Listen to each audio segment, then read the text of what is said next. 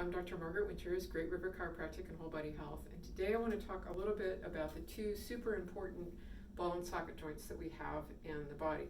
The first one is the shoulder, which is super mobile. We have tremendous range of motion in the shoulder, but it's not very stable. The ball of the head of the arm, the humerus, is really held into the socket of the shoulder blade by ligaments and a few strategic muscles. So we get tremendous amount of versatility in how we can move our upper arm, but not a lot of stability. It's easy to damage the shoulder. Lots of people hurt their rotator cuff and have to have surgery. The best way to keep that joint stable is to make sure that you've really got good activation out of the core and you don't lose range of motion in the thoracic spine. I've talked about working on your thoracic spine in other videos. I'm not going to talk about that today. I really want to focus on actually the hip joint. It is also a ball and socket joint. The ball sets in the socket of the pelvis and moves from there. And it has this bony bridge before it gets to the femur, which is actually the longest bone in the body. And it is a very stable joint, thank goodness, but it's not very mobile.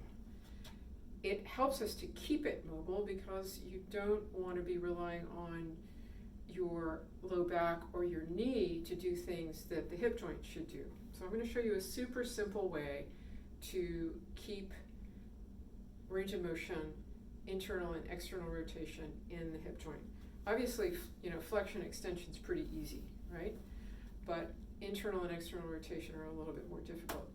I would suggest you do this exercise in front of a mirror so you know that you're not wobbling all over the place, and I would use a chair to give you another point of stability.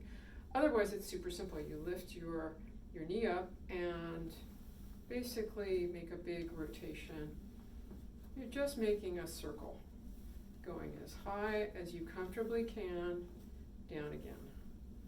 Do that anywhere from 5 to 10 times for obviously each side. And don't push this one. Make sure that you've got good core control and work inside your range of motion. Don't get ambitious ahead of yourself. Make sure that you really control the motion and that you own it, and see if you can extend your range of motion bit by bit from there.